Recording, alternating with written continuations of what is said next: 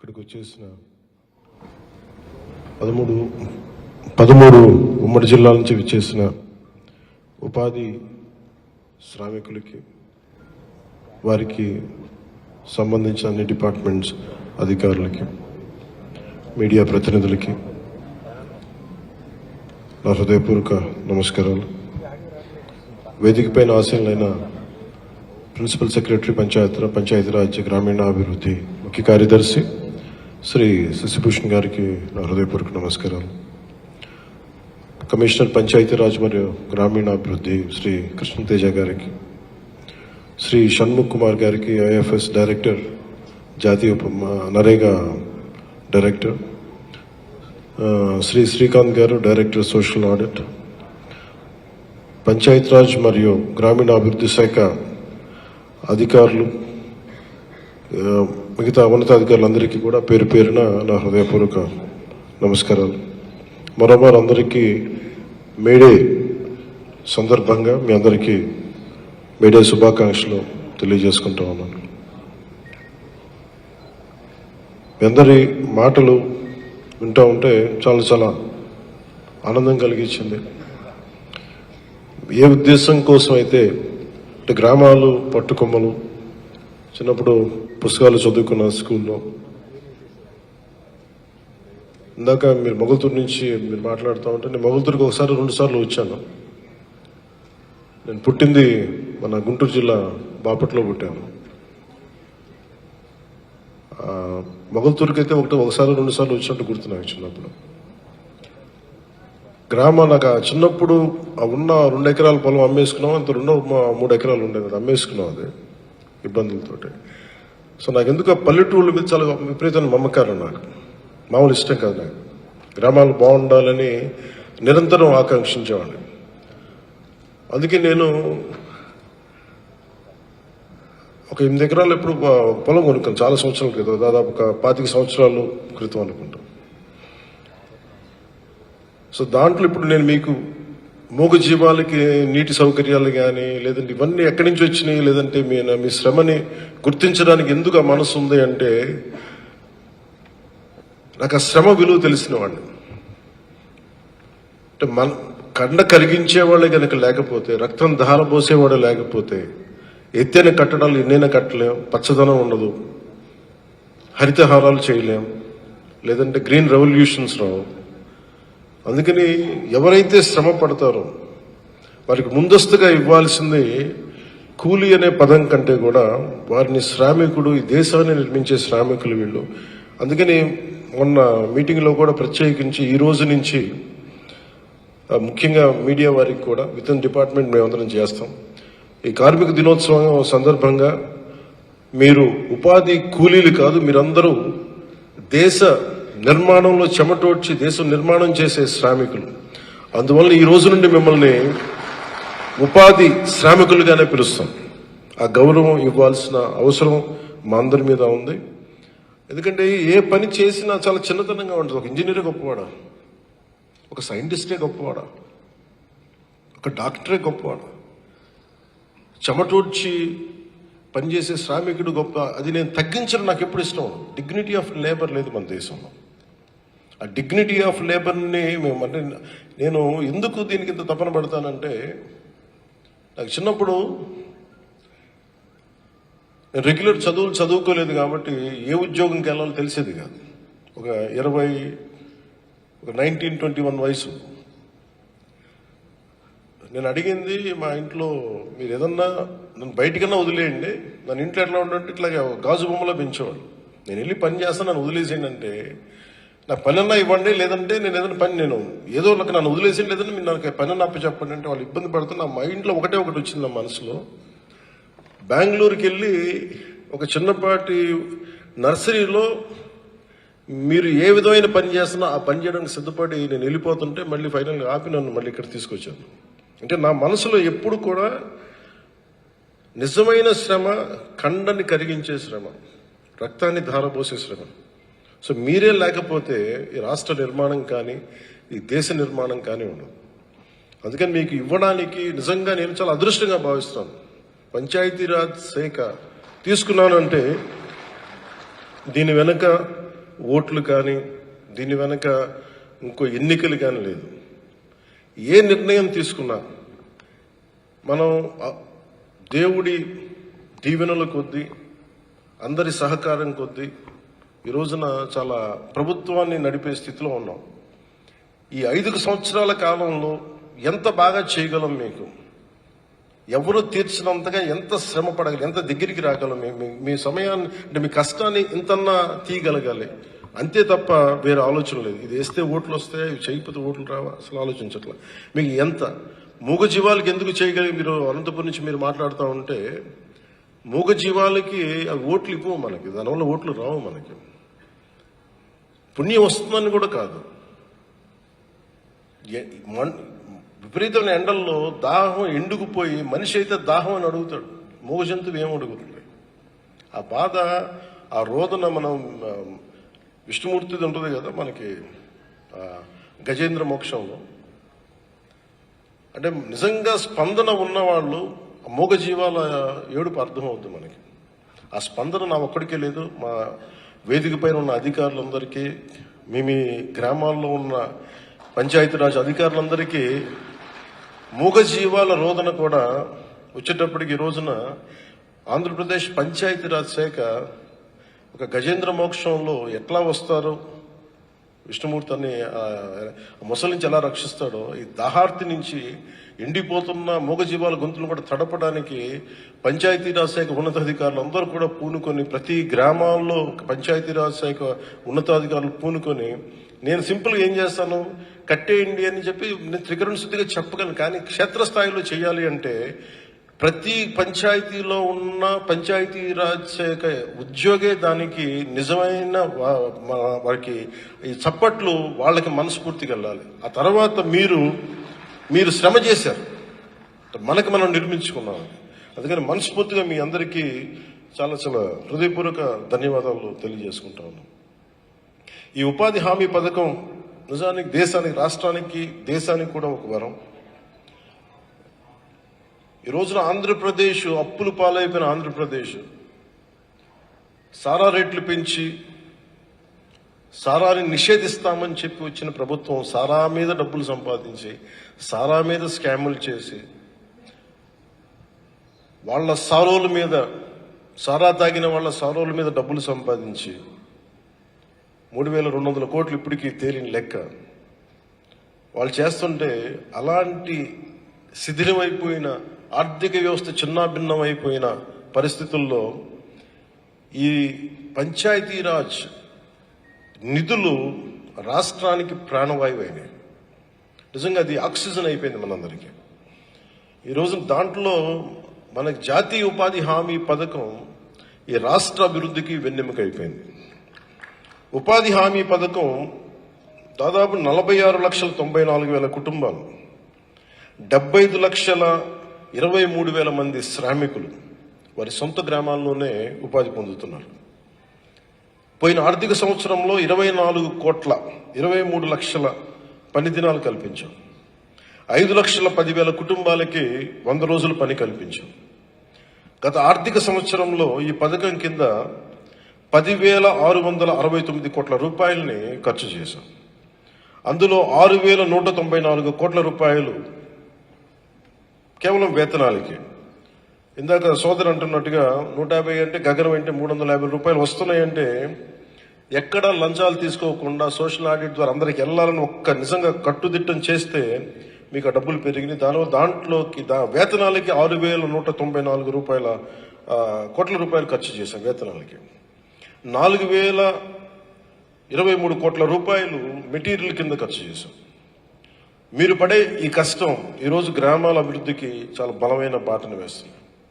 మీ కష్టం ఫలితంగా పల్లి పండుగలో, అంటే పల్లి పండుగలు ఎందుకు పదం వచ్చిందంటే కృష్ణతేజ గారితో కూర్చున్నప్పుడు అసలు జీవం వస్తుంది. ఒక పని ఉన్నప్పుడు 10 మందికి హుషారు ఉంటుంది. ఒక పండగ వాతావరణం కావాలి అంటే అది మన పల్లిని ఒక పండగ వాతావరణం క్రియేట్ చేయాలని శశిభూషణ్ గారు, మన కృష్ణతేజ గారు ఒక మీటింగ్లో చెప్పినప్పుడు వారు ముందుకు తీసుకెళ్ళింది ఇది. అందుకనే పల్లి పండుగ నిజంగా ఈ రోజున ఒక పండుగ వాతావరణం తీసుకొచ్చింది మన పల్లెల్లో. సో పల్లి పండుగలో భాగంగా ఇప్పటికీ 377 కోట్ల రూపాయలు 377.37 కోట్ల రూపాయలతోటి 21,564 గోకులాలు పూర్తి చేశాం. దీనివల్ల ప్రతి రైతుకి నీడపట్టును ఉండటం, వాటికి చిన్నపాటి నీడను ఉండటం వల్ల ప్రతి రైతుకి నెలకి 4,200 రూపాయల అదనపు ఆదాయం లభిస్తాం. ఇందాక మీ మాటల్లో నాకు అదే అర్థమైంది. అలాగే మీ కష్టం ఫలితంగా ఇప్పుడు నాలాంటి వ్యక్తి బాధపడి ఏదన్నా ఒక పాలసీ పెట్టినా కానీ అధికారులు దాన్ని చాలా ఉన్నత మనస్సుతోటి తీసుకెళ్దాం అనుకున్నా కానీ మీ శ్రమ లేకపోతే ఈ రోజున 13,500 పశువుల తొట్టులు 60.75 కోట్ల రూపాయలతో ఖర్చు పెట్టి పూర్తి చేయగలిగామంటే దీనికి శ్రామికుడికి జై అనక శ్రామికుడికి జయ జయ ధ్వానాలు కొట్టకపోతే ఇంకెవరు కొడతాం. అలాగే మీ అందరి భాగస్వామ్యంతో మీ శ్రమ ఫలితంగా 317.91 కోట్ల ఖర్చుతోటి 63,582 ఎకరాల్లో పండ్ల తోటలను పెంచాం. వీటి ద్వారా 41,000 కుటుంబాలు లబ్ధి పొందుతున్నాయి. పండ్ల తోటల పెంపకం ద్వారా ఎకరానికి సంవత్సరానికి ఆదాయం 50,000 రూపాయలు, మొత్తం సంవత్సరానికి 315 కోట్ల ఆదాయం లభిస్తుంది. మీ కష్టం ఫలితంగా, మీ శ్రమ ఫలితంగా పల్లె పండుగలో భాగంగా 1,800 కోట్ల ఖర్చుతోటి మన గ్రామాల్లో ప్రత్యేకించి 32,086 ఎస్సీ ఎస్టీ ఇతర కాలనీల్లో 4,000 కిలోమీటర్ల సీసీ రోడ్లను పూర్తి చేశాం. ఈ సంవత్సరం కూడా 4,000 కిలోమీటర్ల సీసీ రోడ్లు నిర్మించబోతున్నాం. డోలీ మోదలు తప్ప అంబులెన్స్ సైరన్ కూత వినిపించని గ్రామాల్లో కూడా రోడ్లు పడ్డాయి. ఈ రోజున అంబులెన్స్ వెళ్తుందంటే అది సంపూర్తిగా ఆ ఫలితం అంతా అది మీ శ్రమ, అది మీకే దక్కుతుంది. ఉపాధి శ్రామికుల సంక్షేమం, అభివృద్ధి అత్యంత ప్రాధాన్యం.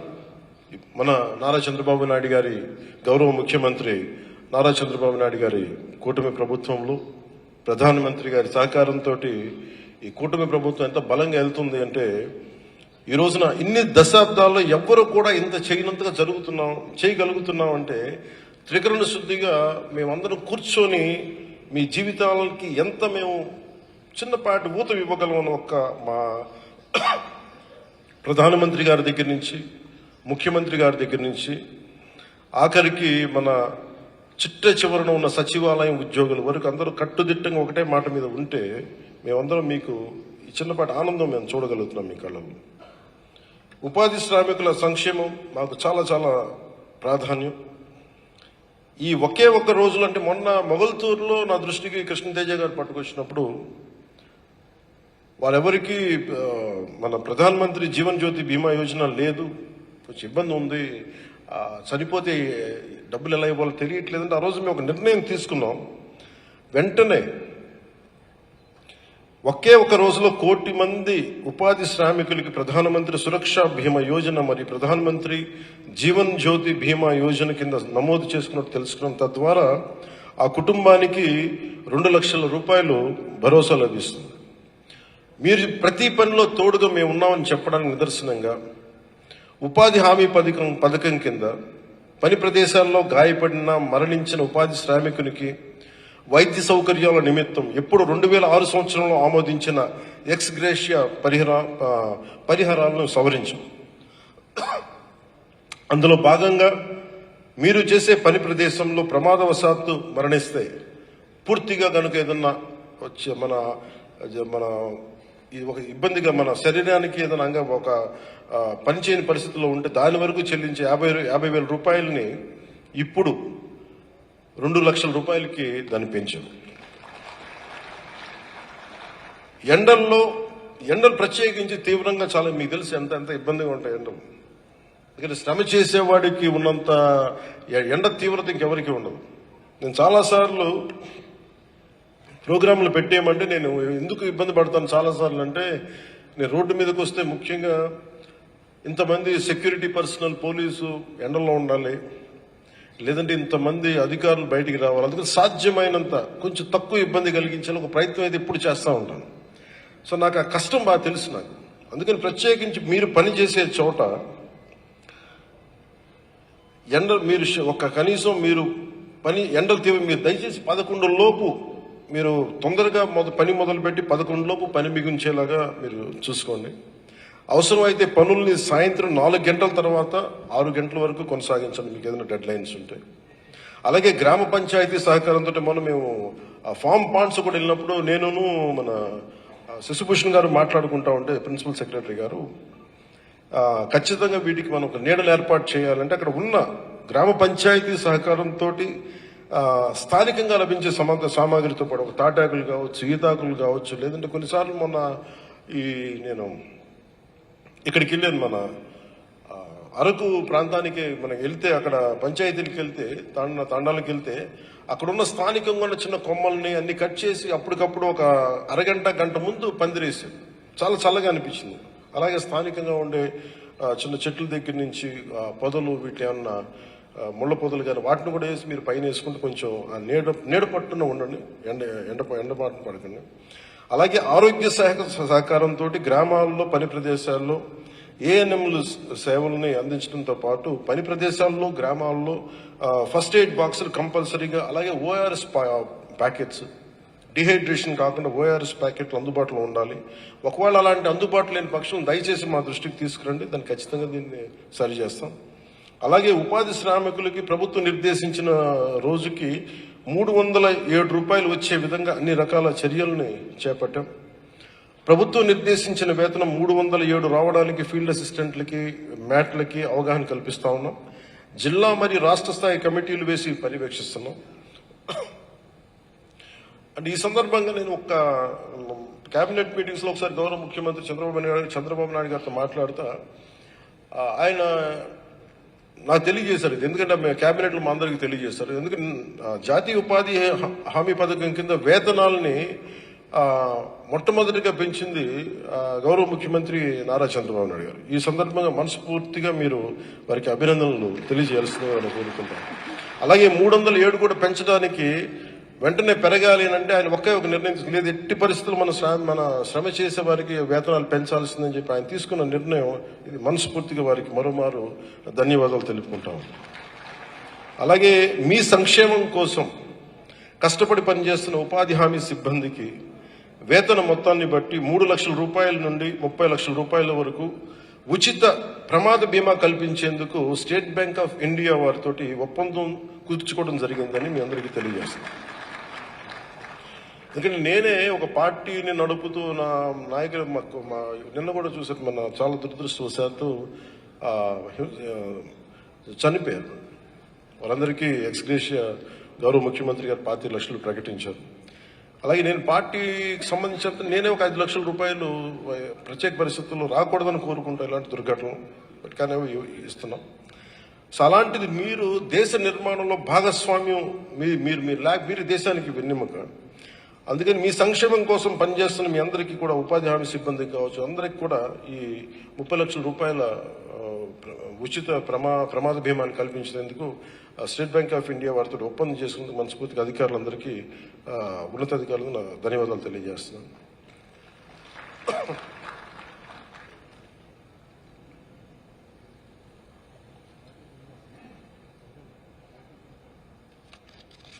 ఉపాధి శ్రామికుల సంక్షేమం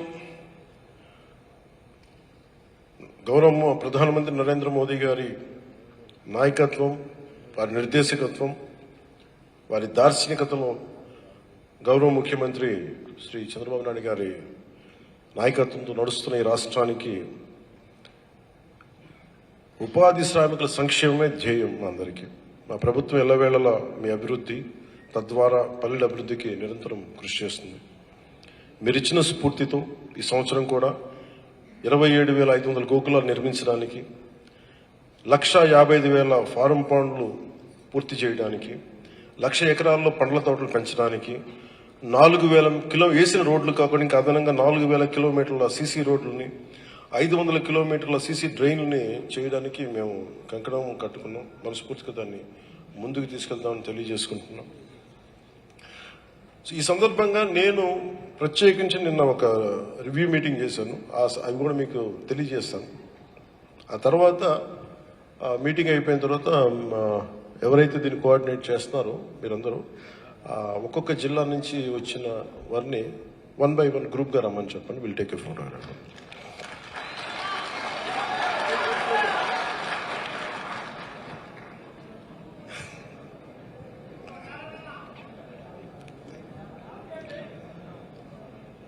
ఇది సమ్మర్ అంటే నాకు అంటే ఇది అంటే నేను ఎప్పుడు దారిద్ర్యం, నేను ఎప్పుడు లేమితనాన్ని నమ్మను. నేను ఎప్పుడు మనిషికి విల్ పవర్ ఉండాలే తప్ప. ఇందాక సోదరి పల్నాడు నుంచి వచ్చిన సోదరి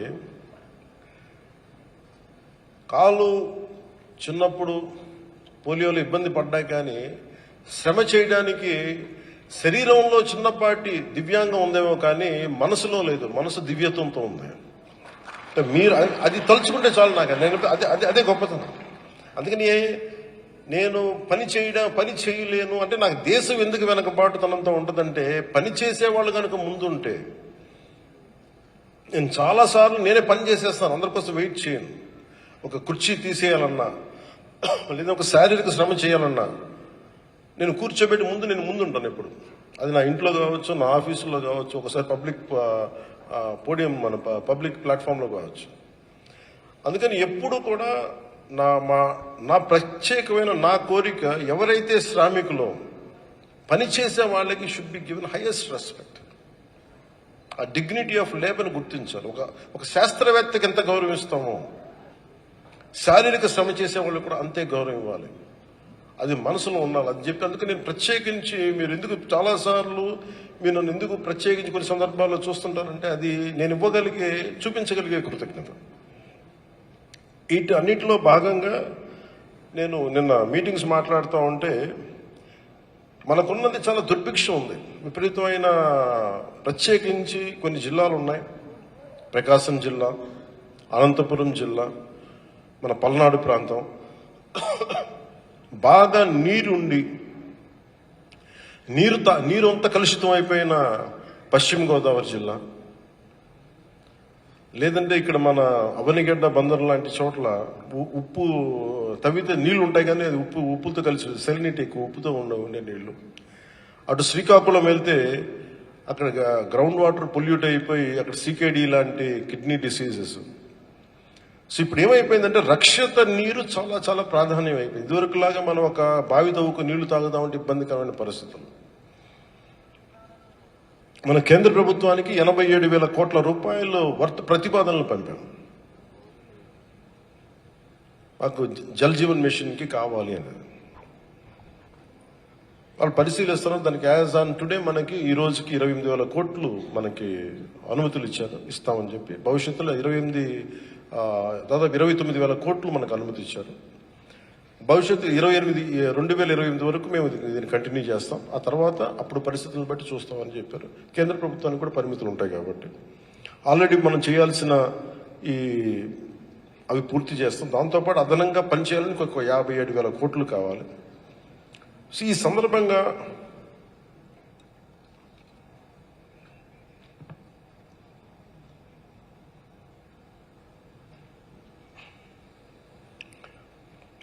నేను నిన్న రివ్యూ మీటింగ్ మాట్లాడుతుంటే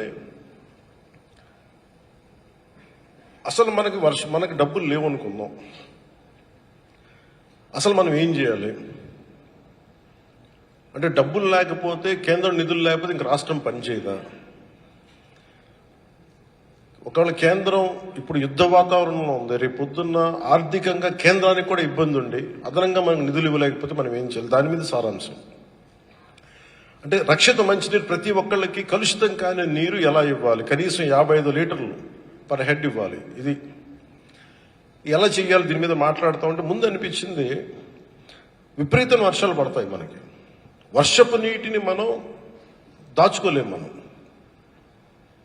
ఉన్న తటాకాలని, చెరువుల్ని మనం కలుషితం చేసేసాం. సో వీటన్నిటి గురించి ఏమి చెయ్యాలి అని పెడితే నేను చెప్పాను ముందు let us set up a war room. అంటే ఇది ఎలా పెట్టామంటే వేసవిలో ఎట్లాగా నీటి కొరత ఉంటుంది దాన్ని అడ్రస్ చేయడానికి ప్రత్యేకించి డిప్యూటీ సీఎం ఆఫీస్లోను అలాగే ప్రతి రూరల్ వాటర్ సప్లై హెడ్ క్వార్టర్స్లోను పిఆర్ డైరెక్టర్ ఆఫీస్లోను ఒక వార్ రూమ్ ఏర్పాటు చేయండి. అది నా డిప్యూటీ సీఎం పేషీ దగ్గర నుంచి మొత్తం అనుసంధానం చేసి మేము చూస్తూ ఉంటాం. ఎందుకంటే మీరు గ్రామాల్లో ఒక చిన్నపాటి సమస్య చెప్తే ఈ వాటర్ ముఖ్యంగా ఈ సంక్షోభంలో నీటి సంక్షోభం కనుక ఉంటే ఇవి చెప్పాలి అంటే వెంటనే దీన్ని అడ్రస్సింగ్ మెకానిజం ఉండదు. మొన్నటికి మొన్న నేను ఏదో ఒక గ్రూప్ మీద పెట్టాను, వాళ్ళు నాకు రెగ్యులర్ పంపిస్తూ ఉంటారు. పంపిస్తుంటే మన ఎక్కడో తిరుపతిలో కొన్ని మూగజీవాలు జింకలు ఇవన్నీ బయటకు వచ్చేసి ఫెన్సింగ్ లేక నీళ్ల కోసం అలమటించిపోతుంటే అది నా దృష్టికి ఎవరో పట్టుకొస్తే అది నేను చూసి వెంటనే ఆ చెదారాన్ని క్లియర్ చేసి వాటికి 2 ఈ వాటర్ పాయింట్స్ని అక్కడ ఒక 3 రోజుల్లో దాన్ని చేయించగలిగాం. అంటే ఇట్లాంటిది వెంటనే ఇది నాకు ఏమనిపిస్తుంది, లెటస్ సెటప్ ఒక ఎలక్షన్స్ కోసం, ఎలక్షన్లో గెలవడం కోసం మన వార్ రూమ్లు ఏర్పాటు చేసుకుంటాం. అక్కడ మనకు ఓట్లు పడుతున్నాయా లేదు.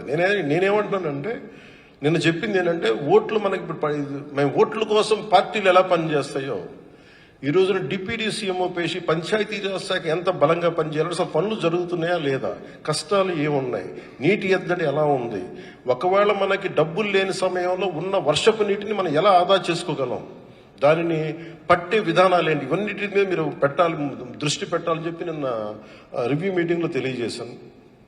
సో దానికి ప్రప్రథమంగా నేను చెప్పింది ఏంటంటే మనం వర్షపు నీటిని వృధా చేయకూడదు. వర్షపు నీటి సేకరణ పైన అవగాహన ఉండాలి. మనం వర్షపు నీటి వృధా చేయకూడదు. ప్రతి ఇంటికి కమ్యూనిటీ భవనాలకి వర్షపు నీటి హార్వెస్టింగ్ పద్ధతులు ఏర్పాటు చేయాలి. మనం రోజు తాగే నీటి అవసరాల కోసం, భవిష్యత్తు తరం కోసం నీటి నిల్వను పెంచడానికి చర్యలు తీసుకోవాలి. ఉపాధి హామీ పథకం ద్వారా వర్షపు నీటి సంరక్షణ నిర్మాణాలు ఏర్పాటు చేయడానికి ప్రభుత్వం సంపూర్ణమైన సహకారం అందిస్తుంది. అలాగే రెండవది తాగునీటి ఫిల్టర్ బెడ్లు. అంటే ఏదైనా సరే అసలు ముందు ఫిల్టర్ బెడ్స్ ఎంత దారుణంగా ఉన్నాయంటే ఇసుకే మార్చలేదు గత ప్రభుత్వం. ఖర్చు కూడా అవదు. బద్ధకం, అలసత్వం, బాధ్యతారాహిత్యం. అలాంటి నేను చెప్పింది ఏంటంటే ముందు అసలు ఫిల్టర్ బెడ్లు పరిశీలించండి. అందరూ అవసరమైతే మరమ్మతులు చేసి శుద్ధమైన నీటిని అందించండి. ముందు ఫస్ట్ లేయర్ ఆఫ్ ఫిల్టరింగ్ జరగాలి అని చెప్పి ప్రతి 13,326 పంచాయతీలతో పాటు దాంట్లో ఉన్న దాదాపు 35,000 హ్యాబిటేషన్స్తో కూడా అసలు ముందు ఫిల్టర్ బెడ్స్ ఉన్నాయా లేదా, దాన్ని ఎలా సరి చేద్దాం. సింపుల్ ఇసుక మారిస్తే చాలా వరకు అయిపోతాయి. అలాగే ఆర్ఓ ప్లాంట్ల నిర్వహణ. ఎవరు పట్టినా సరే ఆర్ఓ ప్లాంట్లో నీళ్ళు ఇచ్చేస్తున్నాం అంటున్నారు. దాని మీద ఎలాంటి నిర్వహణ లేదు, తనిఖీ లేదు. ప్రతి వాళ్ళు కూర్చోబెట్టి నేను ఒక RO reverse osmosis water plant పెట్టేసుకుని నేను అమ్మేసుకుంటున్నాను. కరెక్టే, అది నువ్వు ఇస్తున్నావా, కరెక్టేనా, దాంట్లో ఎంత కలుషితం ఉంది, అది నిజంగా ఒంటికి మంచిదేనా. ఈ మధ్య 2-3 టెస్టులు చేస్తే ఉండకూడని ప్రమాణాల్లో ఉన్నాయి. అంటే ఆరోగ్యానికి పరిమితికి మించిన ఇవి ఉన్నాయి దాంట్లో, కల్తీ రసాయనాలు. సో అందుకే నేను నిన్న చెప్పింది ఏంటంటే ముఖ్యంగా ఆర్డబ్ల్యూఎస్ రూరల్ వాటర్ సప్లై వాళ్ళకి ఆర్ఓ ప్లాంట్లు సక్రమంగా పనిచేస్తున్నాయా లేదా అన్న విషయాన్ని క్షేత్రస్థాయి అధికారులు చూడాలి. వాటర్ టెస్టింగ్ ల్యాబ్స్ ద్వారా నీటి నమూనాలను పరీక్షించి ప్రజలకి స్వచ్ఛమైన నీటిని అందించాలి. ప్రజల నమ్మకానికి ఈ ట్రాన్స్పరెన్సీ అంటారు, దీని పారదర్శకత అనేది చాలా కీలకం. అది వాళ్ళు తెలియజేశాను. అలాగే వేసవి నీటి సంక్షోభణ నిర్వహణ. వేసవిలో నీటి కొరత రావచ్చు, ముందుగానే గుర్తించి తగిన ఏర్పాట్లు చేయాలి. వాటర్ వార్ రూమ్స్ని state rural water supply headquarters మరియు జిల్లా కలెక్టర్లు ఏర్పాటు చేసి ప్రతిరోజు నీటి అందుబాటు, నీటి సరఫరా పర్యవేక్షించాలి. అవసరమైతే నీటి ట్యాంకర్స్ ద్వారా తాగునీటిని ప్రతి ఇంటికి సరఫరా చేయాలి.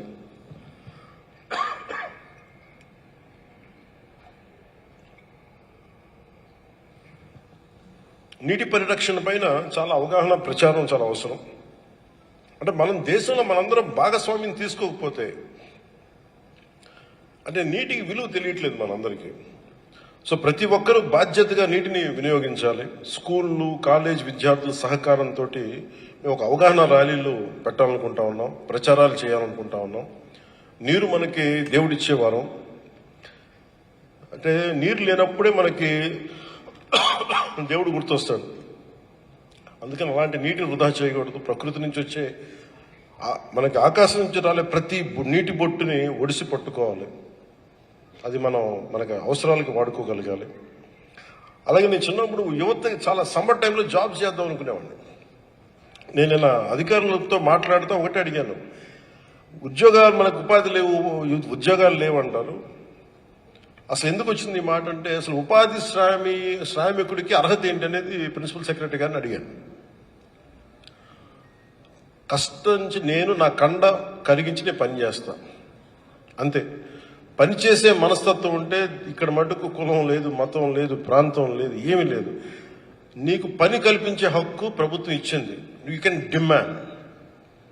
అలాంటిది నేను ఒకటే అనిపించింది, యువతను కూడా దీంట్లోకి తీసుకురావాలి.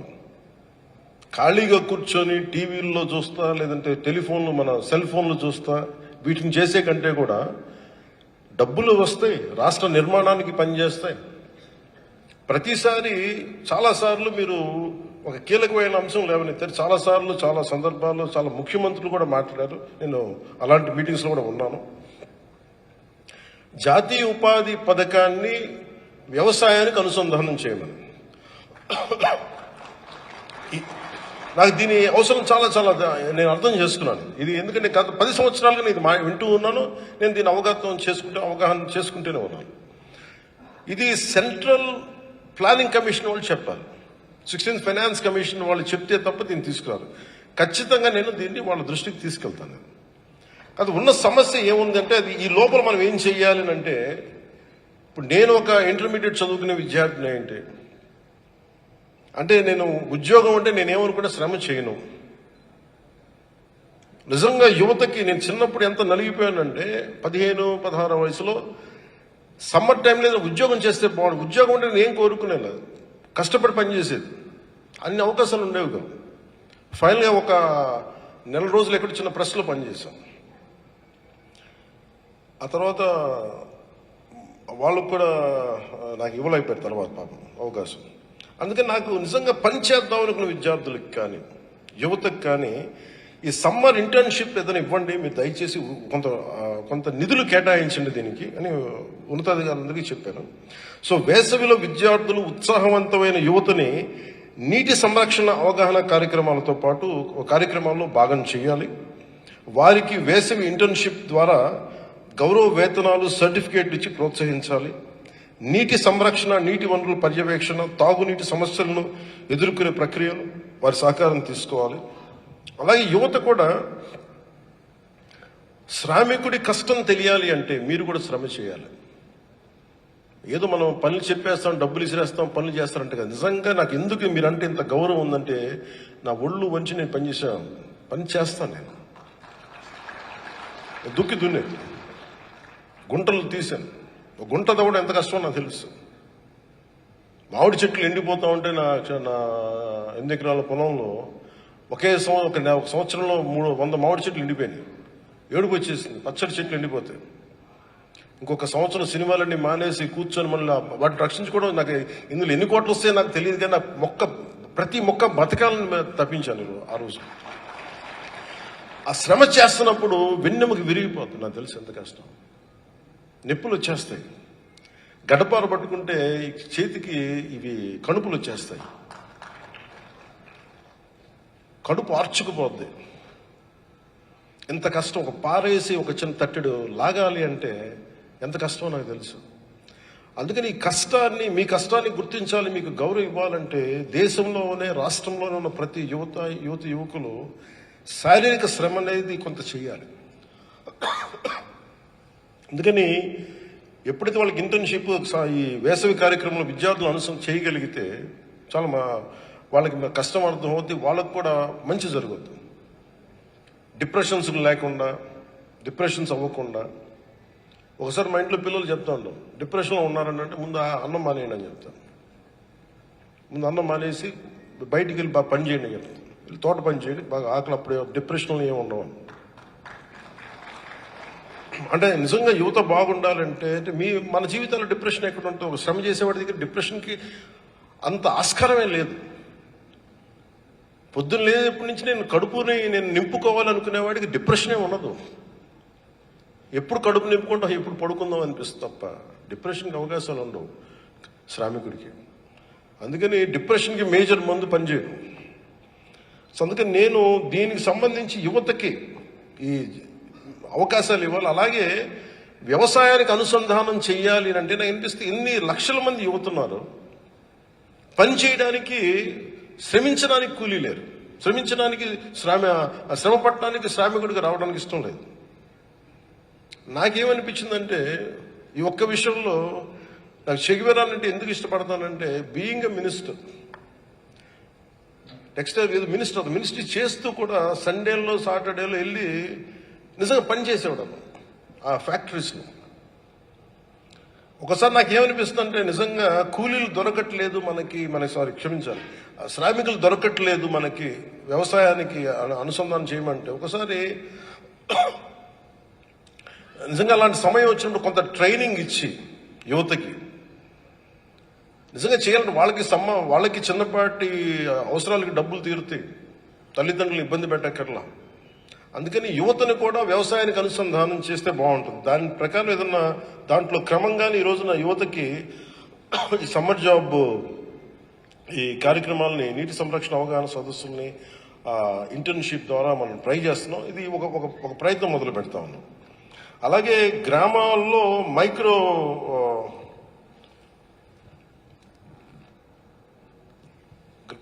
ప్రతి గ్రామానికి ప్రత్యేకంగా సమగ్ర తాగునీటి ప్రణాళిక రూపొందించాలి. మహిళలు కానీ, రైతులు, యువత అందరూ కూడా ఈ ప్రణాళికలో భాగస్వామ్యం కావాలి. తాగునీటి వనరులను మ్యాపింగ్ చేసి ఆ తర్వాత ప్రాధాన్యత క్రమంలో తాగునీటి సరఫరా చేయాలి. అందుకని ఒకటి స్లోగన్ తోటి మేము ముగిస్తున్నాం. 13,326 పంచాయతీలు బాధ్యతగా కనుక పన్ను కడితే మన ప్రాథమిక అవసరాలు మనమే తీర్చుకుంటాం. సో బాధ్యతగా పన్ను కట్టండి, ప్రాథమిక అవసరాలు తీర్చుకోండి అన్న నినాదం ప్రతి పంచాయతీకి, ప్రతి గ్రామానికి వెళ్ళాలని కోరుకుంటూ, ఇక్కడికి విచ్చేసిన శ్రామికులందరికీ మీ అందరికీ పేరు పేరున ధన్యవాదాలు తెలుపుకుంటూ, నేను ఒక్కసారి అందరూ ఒకేసారి కాకుండా ముందు ఒక్కొక్క జిల్లా నుంచి అంటే అందరూ ఒకేసారి అంటే 10 మంది వెళ్ళిపోతే అంటే మీరేం చేస్తారంటే ఒక వరుసని ఇట్లా పిలవండి, ఇంకో వరుసని ఇక్కడ రమ్మని చెప్పి, వీళ్ళు అయిపోతే వీళ్ళు వస్తారు, వాళ్ళు వెళ్ళిపోతే అట్లా ఒక ఆర్డర్లు వేయండి. బట్ అందరూ చేసి అందరికి ఇవ్వలేను ఫోటోగ్రాఫ్, అందుకని అటు గ్రూపింగ్ అవ్వకుండా చూసుకోండి. సో మీ అందరికీ మరోమారు ధన్యవాదాలు తెలుపుకుంటూ, లంచ్ అరేంజ్ చేశారా?